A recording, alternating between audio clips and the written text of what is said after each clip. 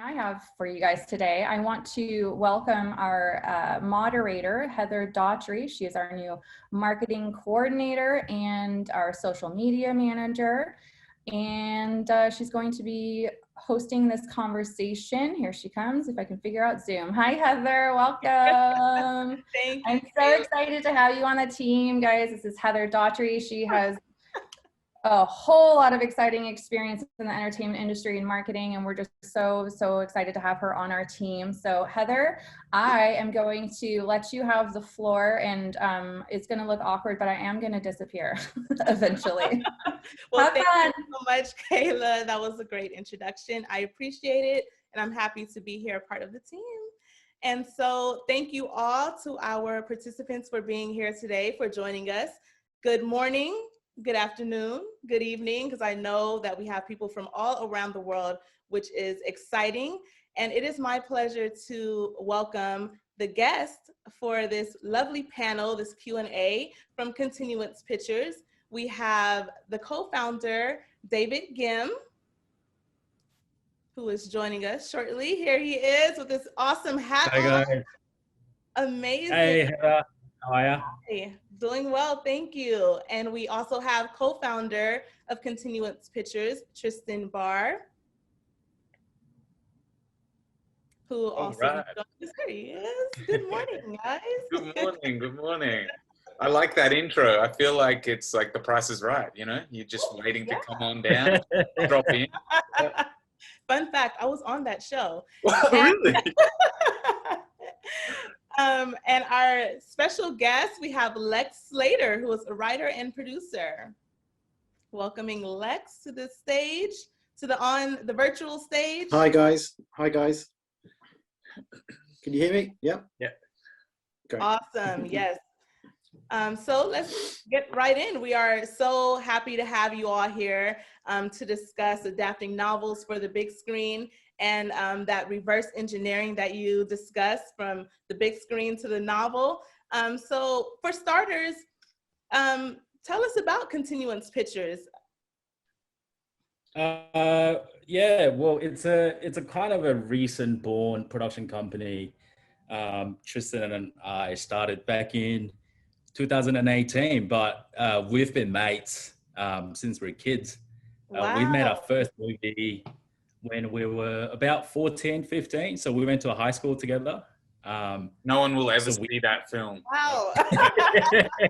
No one will see it, mainly because that's the only movie that will actually appear in the movie on screen, and that's something that I'll never do. Yeah, Dave acted in that film, and he's since never acted again. So, you know. Yeah, he's been trying to get me on the screen again, but I don't think that's ever going to happen. So yeah, we've just been good mates since we were kids. We made our first high school film, and Tristan then sort of pursued his acting and directing career after high school. So he entered one of the most prevalent drama schools in Australia called a VCA, Victorian College of Arts, which is a part of the University of Melbourne.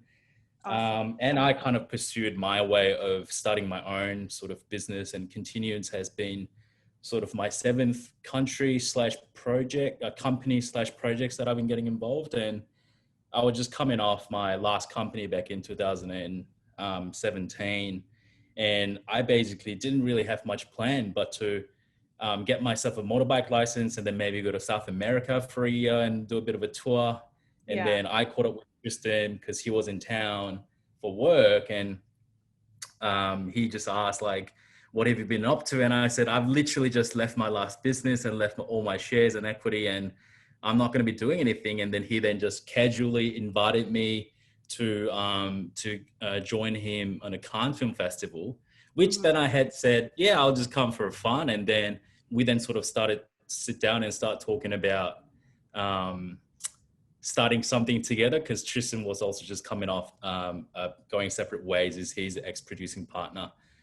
So that's how things sort of been developed ever since. Oh, that's great. And so Lex, what about your relationship with David and Tristan? Could you speak a little bit on that? Yeah, sure. Yeah. Well, these guys were running an initiative, which I think they still do, for short films connected to feature projects. And I just came across it. This is like two and a half years ago. And I thought to myself, I had a short film that I'd made that did pretty well. I had a feature script, but it didn't quite fit at the time with what they were looking for. But as it's the film industry, you make an approach anyway. And I just emailed their company. And I think I heard back soon after that they loved the short film and, you know, wanted to hear more about what I'm doing. And then when David was in London, I met him, and we've since met at least 3 times, and we're in touch. We usually talk more about football, soccer, to be fair, but when we get to the film part, we talk a lot about that as well. So I'm glad that I made that sort of reaching out, which you always have to do in the film industry, and that's kind of what initiated it. Awesome. So in regards, you mentioned reaching out, and I know we are here to provide, you are here to provide your expertise in the industry and how to, you know, sort of get those scripts to novels or novels to the, you know, to the screen. And so we have tons of people here who are interested, whether they're aspiring or experienced screenwriters or authors. And so kind of, can you break it down for them and just let them know, like, what are the steps to achieve going from adapting a novel to a screenplay or vice versa? Yeah. Oh, sorry, Dave. Do you want me to take this, or you? No, go for it. No, yeah, maybe, you know, we can talk on, because I think the thing to preface this all with is like, there's no set way to do anything. You know, that's what Dave and I have kind of discovered over the last, you know, few years, is that it you know, film producing is like the Wild West. You know, you can do anything really. So, you know, anything we say, you know, don't let that deter you if you've got an idea to get something up. But what we found is that, you know, I found some success after my feature kind of traveled to international festivals, and you know, that got me a lot of meetings to, you know, all over the place. And so, you know, I struggled to get my next film up. And Dave and I, you know, went back to the drawing board about, okay, well, what is it that these people want to see? Like, I've got a successful film, but, you know, how do you assure, like, a studio or some big executive producers that your content is going to be successful? And so, you know, Dave and I have kind of like tried many strategies over the last few years. And, you know, something that's been really successful for us is pitching novels. You know, there's even been instances where we haven't even finished reading the novel, but we know the gist of what it is. And an opportunity comes up in a meeting and we go, hey, you should check this novel out. We think it has great potential. And a lot of the response has been really positive. As soon as you throw, you know, it's a novel out in a meeting, you know, you usually get a great response. You know, very few producers or studios are like, oh, you know, that means nothing. It actually, you know, holds some credence in kind of these sorts of meetings. So Dave and I have been developing our own publishing brand and working with other publishers in order to get pre-existing IP that is destined for the screen. So that's kind of a little preface of like what we've been doing. And, you know, that can work in many different ways. So, you know, we've been working with publishers, you know, to pitch them manuscripts. We've also pitched them just treatments of things to get up. And then we've been kind of self-publishing. Dave, do you want to talk a bit about anything? Yeah, I think for us, I think as we're just in a similar place as probably everybody in the chat, and who's in a, I don't know, whether who's looking to produce or publish anything at an early stage, you got to have a point of bit of a difference of your content and the material. And what we found, like what Tristan said last year, it was just a pivotal moment for us when all the productions were down and there was not a lot of movement and moving forward with a lot of the development projects being delayed with COVID. It's just given us a lot of an opportunity to think about, well, there's still thousands and millions of writers who's got these amazing stories to be told, but there's just not enough avenues or the platforms and the places where their story needs to be told. So what can we do? How can we help these incredible writers and young emerging talented writers to get their story up? I think we've figured the easiest and the most efficient way to go about it is, giving them a bit of a space and a platform to publish it into a novel first. And what we also have found out, just like what Tristan was explaining, we're still working with a few incredibly successful YA Australian and American sort of writers in the space, where we've managed to adapt their book into an animation project. We're currently working with producers like Jay Ahn and Peter Leportas, who's done The Nut Job. We're actually moving ahead with one of the Australian writers' children's animation book called Nullablue Hullabaloo. That's been developed with the director of The Nut Job, and we're working with the producer of The Nut Job and the director, Peter. And that's purely because we just took a simple meeting, because Jay, also a person who's constantly looking for an existing IP, and then he was incredibly moved by the story of the Nullablue Hullabaloo. And then since then, I think it's only been, I don't know, like less than 12 months that we've managed to get them on board, and we've managed to move forward with the project. So I think that's where we found it was incredibly a sort of a great opportunity that we've discovered that, look, I think there's something there, because every time we ended up speaking to anybody, especially at the streamers or the studios and the executive, what they're really looking for is like, we are looking for that IP. So what we've decided, well, there's so many scripts that is coming through from our own screenwriting competition, as well as working with you guys with the Big Break and, through other platforms like the Screencraft and Coverfly guys and such. There's so many scripts are out there. Then why don't we connect these incredible storytellers with professional editors and the writers in a book publishing world, connect them together, and then create something and then create a product and then put their names out there, so that we're creating a bit of a noise. And I think that's just been an incredibly interesting sort of process for us. And that's, yeah. And I think it's like, it's kind of like, when you're in meetings trying to get a script up, and what I've found out is that there's so many development execs, rocking around, and they're reading so much content. By the third script they're reading every day, they don't care. Like, they're not gonna, it's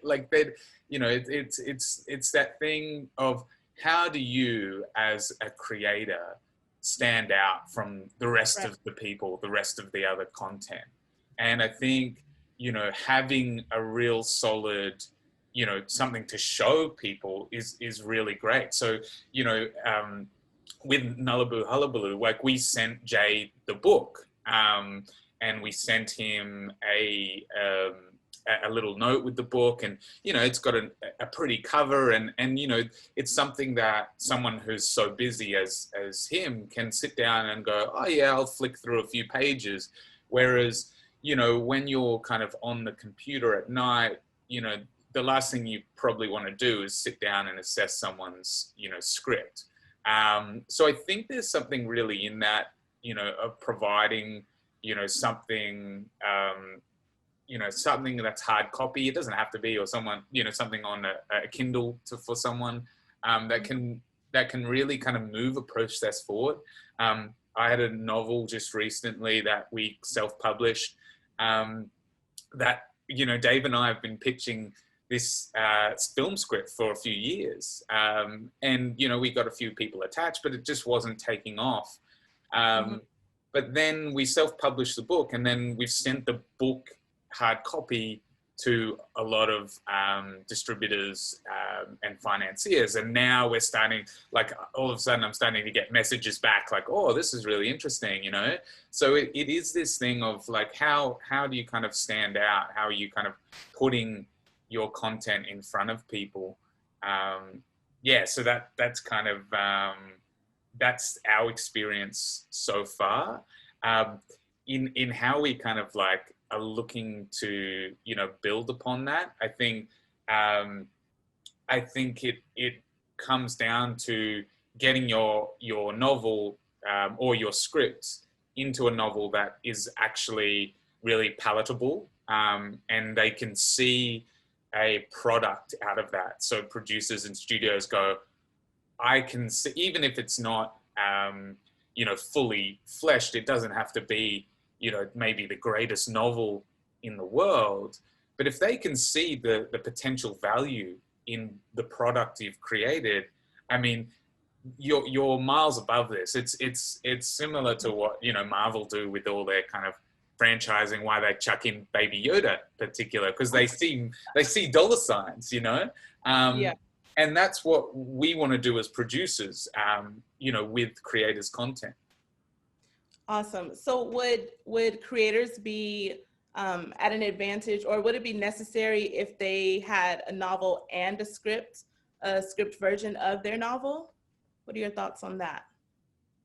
Yeah, I think I don't think, you know, it's tricky to get people to buy into stuff. So the more of a package you've got, the better of an opportunity I think you've got.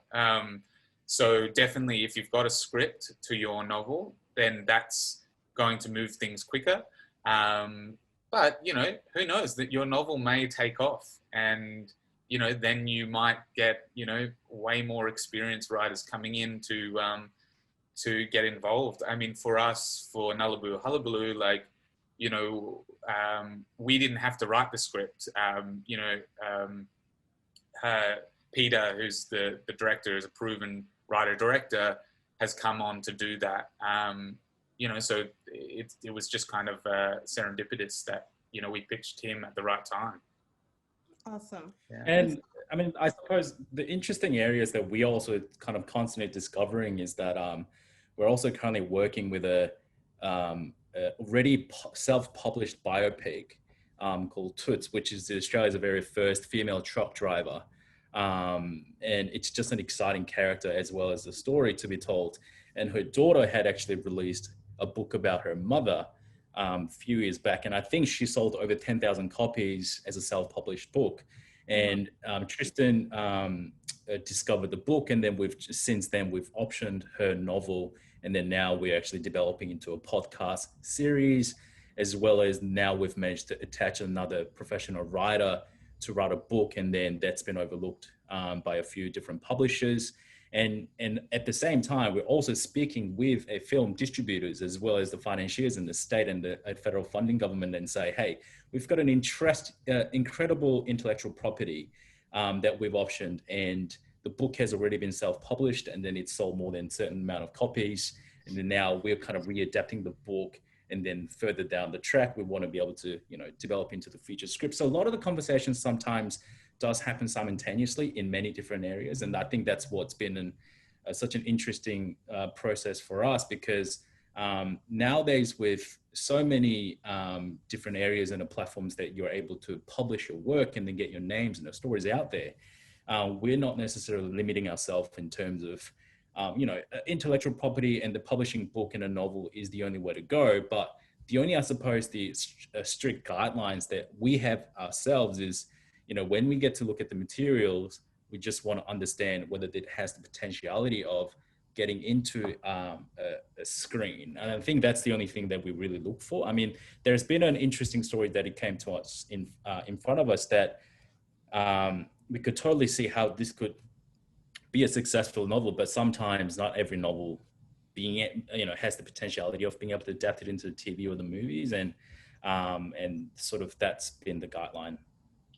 Yeah, and it, you know, but I think for me as a writer as well, and Alexei, I think you can probably speak to this as well. It's like, you write a lot of scripts and they just sit in a drawer doing nothing, you know. And you know, like I think the great thing about, you know, going back and like, you know, writing a novel that people can read is that it's actually out there doing something. You know, every time someone asks a question about it, you can say, yeah, go, you know, download my novel, or you know, and so you've got something that it's actually out there gaining momentum, which I think is a great way to look at it, you know.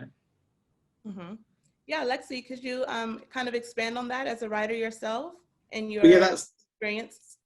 That's really describes what I did, because I was developing a TV project over the beginning of the lockdown a year ago, and I spent ages on it and researched it, loads of reading, wrote a treatment that ended up being 50 or 60 pages for like an 8-episode thing, the Bible that you're meant to do, which was a pretty big document, and then eventually got up to doing a pilot script that was 55 pages, and I was really excited about it.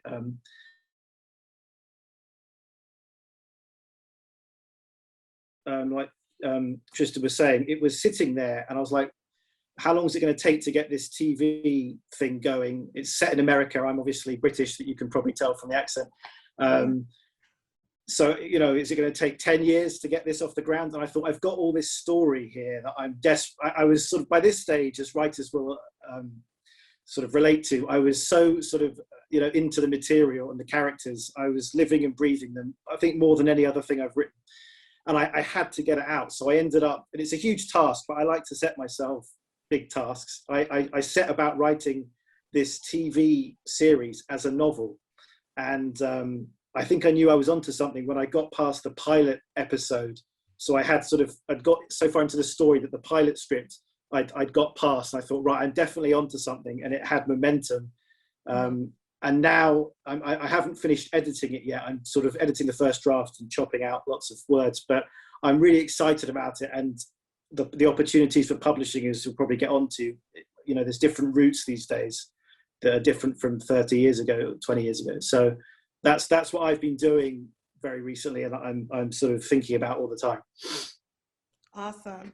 Yeah, I really enjoyed kind of what you all said about how there's different avenues, and you know, you have your script, but if you know there's possibility to create in other ways. There's podcasts which have really blown up throughout the years. You can enter your podcast into film festivals now, which is pretty awesome. Your scripted podcasts and you know, novels and all of that. So that's pretty awesome. So let's get into some of the type of legal technicalities. And as far as obtaining rights, I know we had a lot of questions in regards to like, how do you even get rights for a novel to adapt to the screen?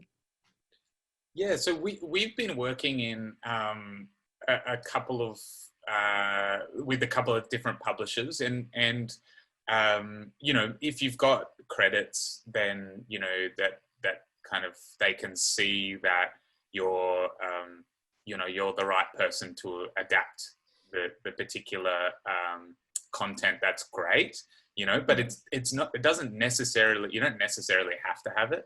So basically you reach out to whoever's written the content, and you know, we work, there's kind of two ways you can kind of go about you know, shopping that material around. And one is you sign like a preliminary agreement, which is like a shopping agreement, which basically says that you can go and shop that material to other people, and you know, you can see if you can get the project up. And then there's an option agreement where you know, pay money for the rights to actually have that optioned material. You know, you basically go on the different agreements depending on how much you want to invest in that material, and you know, how much the people on the other end who own the material, you know, if they are expecting a high price. So, you know, for instance, you know, New York Times bestsellers, they're going to have a really high option fee. And you'll be beating against lots of other producers in order to get that content. But for something that's, you know, a novel that you've discovered that is a great concept, but no one has really read it, which, you know, we've come across quite a few recently, and we've actually been helping writers gain the rights to those particular novels. You know, we've been stepping in and helping, you know, put a bit of a brand to whatever the project is, you know, with our credits. So then the publishers or whoever, or the writers who own the material, then go, oh, we trust these guys. We trust they're going to have a process that's going to work out for that adaptation. So there's a couple of ways you can kind of go about it. You know, an entertainment lawyer can draw up those contracts, you know, pretty simply, you know, but that's a little investment you have to make really in order to gain rights properly. Mm-hmm. Awesome, thank you. So what about legal protection for your material? Is that something that writers would go through the WGA for, like getting registration, or would they have to register through the Copyright Office? How would that work? And how does that work internationally as well? Yeah, it's a pretty like iffy sort of subject. I think there's nothing out there that's going to blanket cover you, I think. You know, it's great to try and protect your material any way you can. The other thing as well is, like, you don't want to be too precious about, like, sending your script out, you know, because you don't think it's protected enough or whatever. You know, Dave, I don't know, like, our philosophy on this is that, you know, when it's clear that you've written it and, you know, you've sent it out from your email, like, very, you know, obviously you don't want to just kind of send the working document out. But, you know, it's pretty clear, and you know, we haven't had an instance where people are stealing stuff, which has been good. Yeah. I mean, look, at the end of the day, I mean, there's so many avenues, like you said, Heather, like whether it's AWG or the copyright. I mean, we would always recommend any starting up writers to get their work copyrights. And it actually, I would always recommend doing that, mainly because that's actually the first stepping stone of giving yourself a validation that this work is going to be worth something, Right. because you've spent so much of your time and your work and the effort. So, I mean, look, I think the price could vary between spending of $50 to $100 and then getting something properly done. But at the end of the day, by doing so, I think it also brings a bit of a confidence by the time that material comes to us and say, hey, I've actually written this material and it's been copyrighted and it's been registered. And then we also kind of see that as, okay, well, you've done a good job for yourself, self-validating that this work is going to be worth it. And then you've also done yourself to sort of protect yourself. And we also feel confidence in the producers where we're working with the right partner, with the right sort of, in the industry standards of being ready to make the next move, if that makes sense. Mm-hmm. So, I mean, we would always encourage it for sure. But also, I suppose the way we're working, and because we are still a relatively young and new production company and the producers, we're also wanting to work with the writers where they're going to be receptive towards working together, and making sure that our job has always been connecting these storytellers to our publishers, and then, you know, our job then becomes to sell their stories and to sell the writers to be she and he are going to be next and something, and therefore why you should be listening to this. And also, we've just been in such an interesting space of publishing some of the English novels into a different language as well. So we also look into the adaptability of how a certain language of one country could be adapted into different countries, and sort of vice versa. Like, I mean, with my background, we work really closely with a lot of the South Korean counterparts, and a lot of the webtoons space in South Korea especially is getting really big. And then there's been a lot of shows that has been adapted into a series. I mean, lately, studio in South Korea has recently adapted a webtoon series called The Sweet Home that's been released as a Netflix original. So those are the type of areas that we're also looking into in terms of not just the novel, creating the IP, but we've come across so many incredible, talented animation storytellers and the comic book writers, where we also look into the graphic novels. And, you know, most of the time they get to release their work at any space they would like to, but we sometimes get our hands on it and go, hey, your comic book or the graphic novel definitely has something. Why don't we securing the copyrights and so that you can do the work, but why don't we take on the pitching and speaking to studios in South Korea or in America or in Australia and the UK, because we think that we can adapt it into something, and that's just part of our work. Awesome, that's great. So let's tap into the content, the actual content that people have. So you mentioned, you know, there's animation, all types of different genres out there. And earlier you mentioned that you are, you know, if something sounds interesting, then, you know, you're open to pitching that and getting that in the room. So what exactly are you looking for? What advice can you give our participants and into, you know, as to what should they include in their script? Like, what will draw the attention? How can they stand out? I think I think there's a market for everything at the moment. And I think it's about really, with your idea, it's really assessing what is the market for this. You know, like Dave said, it's like, you know, we're looking and translating novels into different territories even, and going, oh, this audience here, you know, for instance, we kind of were looking at putting a novel into Korean language for Korea about a supernatural thriller, and that was kind of really well received. Whereas, you know, in Australia, there wasn't an audience for that book. So it's getting really specific. Okay, what is this idea? Where have I seen this on TV or on screen, or where are the readers for this idea? And, you know, and then going, okay, that's how I'm going to market this. You know, how do I get it? You know, if you're a YA series, like a young adult series, and you know, it's all about young girls, like, how do I get to that audience? And what is that audience interested in?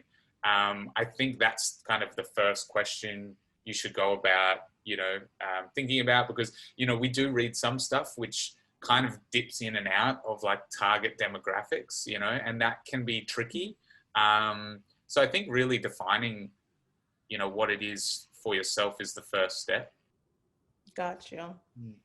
And so, did anyone else have to add anything? No? Okay, so what about, I received an interesting question, and someone wanted to know what some films are inspired by and some films are based on. So what is the kind of the criteria for that? Is there really a difference? Yeah, so I think inspired by is like a lot looser. And this comes down to how you adapt, you know, the novel into the screenplay. And so, for instance, you know, Dave was talking about an adaptation we're working on, the real life story of Australia's first female truck driver, which is an amazing story that spans, you know, over, you know, 45 years. And it's like, well, how do we get that into a screenplay? And, you know, you've got to look at, you know, other structures, screenplay structures, in order to do that. So that's been really tricky for us, because, you know, we were using references like Erin Brockovich, also like Forrest Gump, you know, and it's like, what story do we want to end up telling? And so what we've gone for is an inspired by sort of tag for this film, because we thought it's too hard to directly find, you know, a year of her life or something like that, that's going to work in a filmic structure. So then we look at, okay, well, we've got to manipulate things. You know, maybe she did, you know, this journey a few years later, but we're going to put that in our story in a different time in order to, you know, give the story an inciting incident that's meaningful for screen. And so I think that's where you get the inspired by credit, because, you know, the true story's inspired you, but it's not necessarily the exact true story. Got you. Wonderful. And also, I mean, even with that, I mean, there's so many people with that character, the real life character that involved of that story. So what Tristan and I have been doing, especially Tristan, he even flew over to a small town up in North Queensland where she grew up, and you know, all her children are still alive, and then having this conversation, and then we go down there and sort of feeling of what's actually happened, and then figuring out having their conversations with everybody involved. That's also important, especially if you're looking to adapt based on a real life person. I mean, it's incredible amount of research and a time that you've got to be willing to, you know, put in the effort of doing so. But yeah. But at the same time, it's worth it, because we as audiences resonate to stuff that's actually happened. You know, we're just like so excited, like, you know, people, like, we go into the, you know, to pitch this project, and we're just like, yeah, it's Australia's first female truck driver, and people are like, I want to hear that story. Like, it's like immediately, what did she do? How did that happen? You know, like, what how did she overcome? Yeah, exactly. So that's a really good thing. I think people should really look into the stories around them that they have access to, that they think are fascinating, because I'm no doubt other people will. Definitely. Yeah, you definitely gain inspiration from anywhere, from multiple experiences. So tapping into writing the characters, there were a couple of questions, and maybe Lex, you can help out with this one, but a couple of people wanted to know, like, when you're writing a character, or when a character is speaking to his or herself, you know, internally, how would you want the audience to hear their thoughts without, like, resulting to flashbacks, for instance? So are we talking about in the novel, or? Yes. So if you're, or vice versa. So how would you, or what's a good way to, like, translate inner monologues of a novel to the script? Well, that's the crux of what the difference is between scripts and novels, because scripts, as I was giving some advice to someone recently, I described them as, and treatment's the same, a dialogue and action. That's all it is, the whole document. It makes it sound very boring, but that's all it is. So I thought you might ask something along these lines, so I was thinking about it, and to get into the novel headspace, you have to start navigating how you move that into a novel form, and of course you have the freedom to do internal thoughts, but that doesn't mean you start writing every impulse that every character has every second. So it's usually sort of taking a protagonist, in my experience, and then two kind of other protagonists, because a novel, there's more space for that kind of, you know, to have multiple protagonists easily. And you know, in terms of the script, it's the internal thoughts, it's voiceover, which we could talk about all day, how that's, you know, people talk about negatively script writers using voiceover too easily because it's a bit of a cheap device often. And in novel form, it's writing about the thoughts of the protagonist, and you've got to sort of choose, again, it's still relatively new to me, but choose when you go into that character's mind. When dialogue, the voice of dialogue between characters is the voice of the writer in the script. Dialogue in the novel, which there can be plentiful, like in a John Grisham novel or something, sometimes you've got to go beyond that to get into the characters. So you'll learn a lot as the reader from the dialogue. But then when we need more, that's when we have the space in the novel to go into the... So I think the question was, how do you lay it out? How do you write it? But it's you know, read good writing would be my advice on that. So and I that's what all the writers, you know, I've been reading a lot recently, watching a lot recently about what good writers say. So someone like Stephen King one of the things that strikes you when you listen to him is he says he reads so much. So he writes, I think, in the morning and reads later. So I think get into the habit, I guess whether you're writing scripts or novels, and I'm trying to do it more and more, is just reading. I used to be a development executive, so I've read quite a lot of scripts, but reading scripts, I've got a database of thousands of successful screenplays, but reading scripts, reading novels, and seeing how it's done from all like the classics like John Steinbeck and Nabokov and everyone to modern stuff. I've written a kind of a thriller of sorts. So I was talking to David about this previously. I think David has read lots of thriller novels. I just never really did that. I'd watched the movies of the film and the TV series.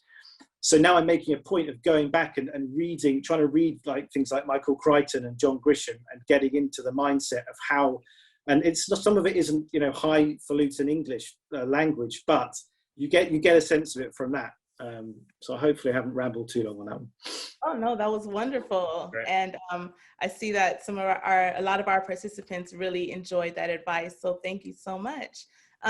Just out of curiosity, and this is another question that we received, what are your thoughts on Broadway scripts or musicals? Like, how would that be transferred to the novel? Yeah, wow, that seems like a challenge. I know. I love Broadway. But look, and the creator or whoever asked the question might, want to do a novel in a classical sense and kind of go, yeah, I want to do, like Lex is doing a novel about this particular story, and then you kind of got to go back and really, flesh out how you would do it, from square one. But if it is a Broadway script, why not combine these two kind of elements? Why not try and combine the music with the novel? And everything now is online and people are looking for new ways to engage with things. So my advice to that person looking at a Broadway script is kind of like what's an interesting way to do it that you're going to stand out. Could you have music that plays with the novel online? There's kind of many ways to kind of approach it. Definitely. Yeah, I know a lot of plays have been adapted for screen, such as like August Wilson, and so those have been seeming to do very well. So maybe that can be another avenue, or back to the podcast, so we can have like the scripted and the audio as well. So that could be pretty cool. So I know we have about 10 minutes left, and this has been such a pleasure to have you all. Are there any last words of advice from all of you that you can provide, or anything that you would like to add?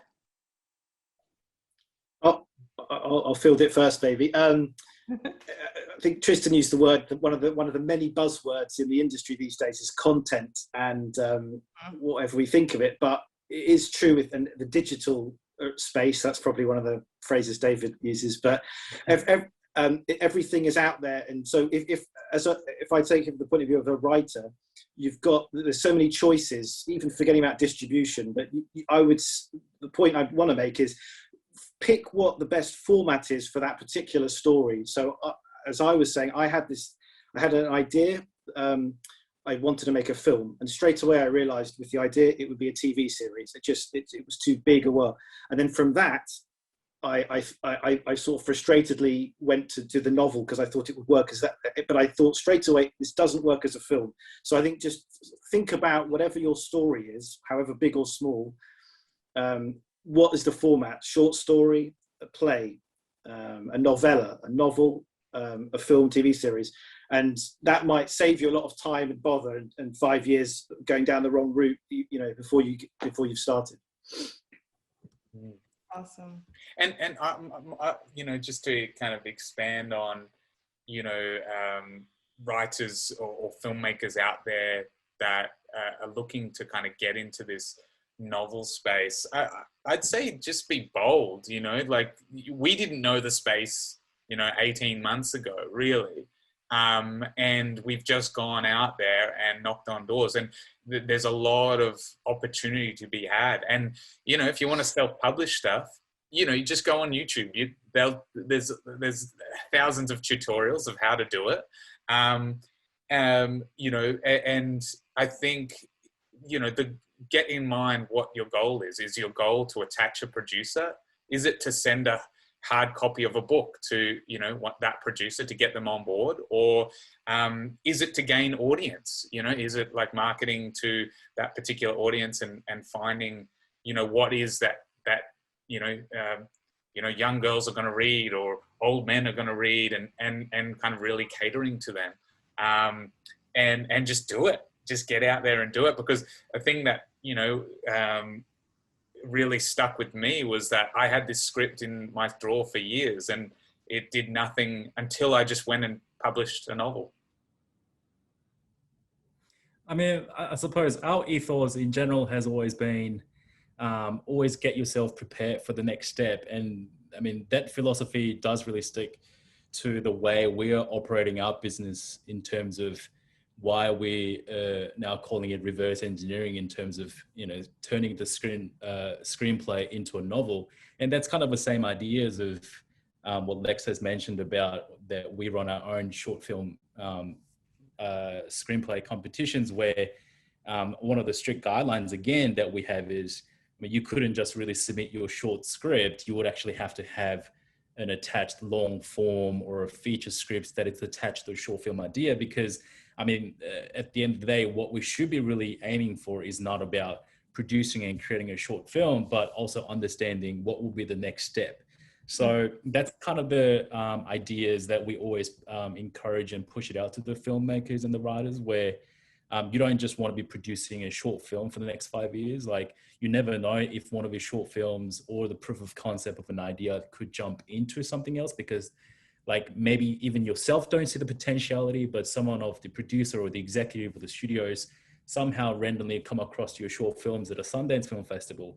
And then the agents or the managers or the executives want to get in touch with you and kind of go, well, what have you got next? And you kind of want to make sure that you're prepared to take on the next step. So that's one of the reasons to why I suppose the ethos of it aligns with running our sort of a publishing business, as well as a short screenwriting competitions, where you just want to make sure that you're prepared for the next step. And I think there's nothing harm getting yourself prepared for.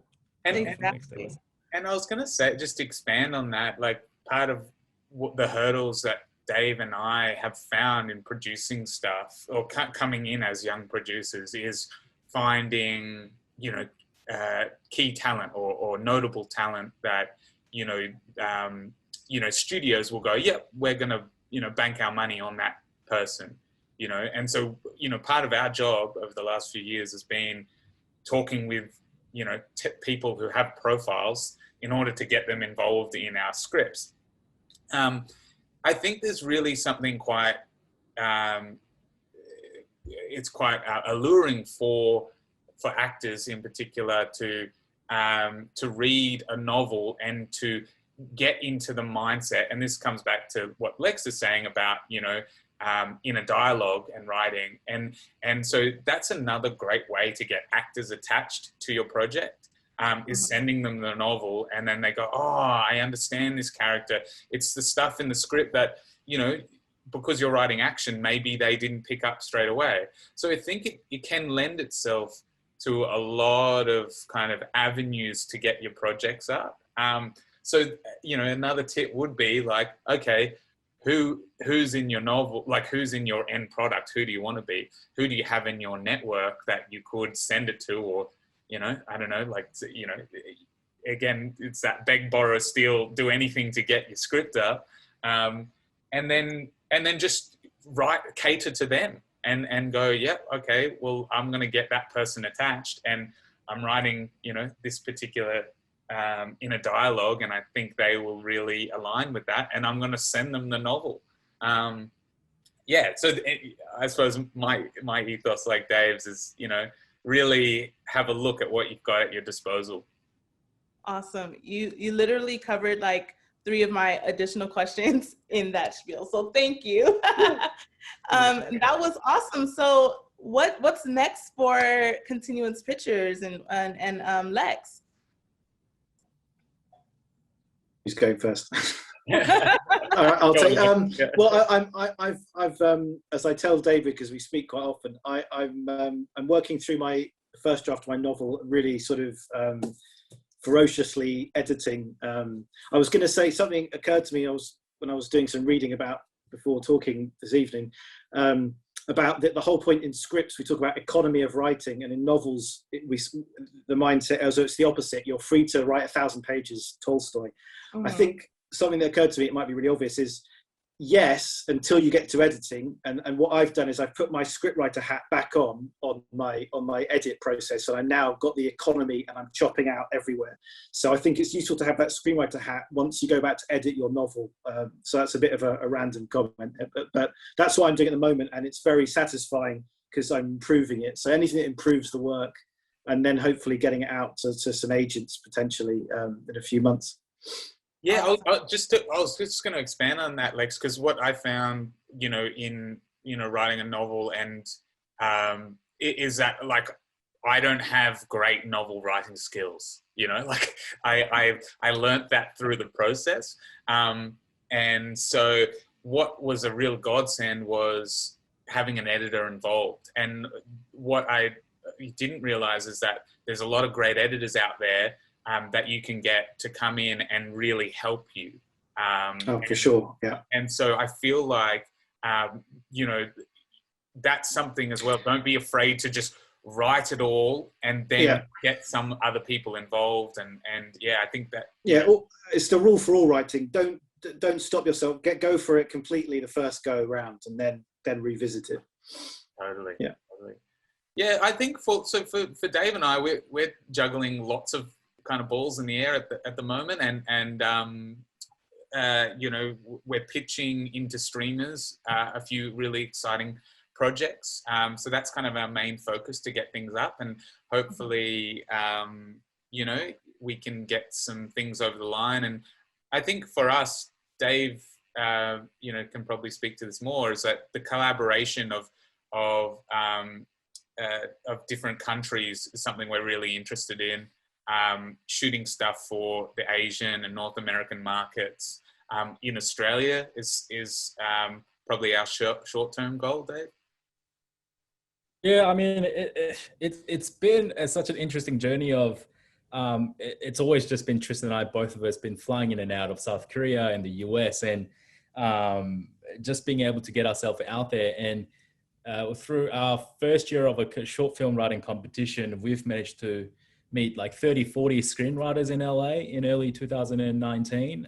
That was an incredible experience. I mean, we started the competition thinking that we want to help out emerging young Australian screenwriters, but it ended up receiving so many scripts from the UK and the US and Europe and Asia. And so we ended up picking one of the scripts thinking that we're going to produce a short film, but we ended up shooting feature film in the 3-4 months after we came back from the meeting in LA.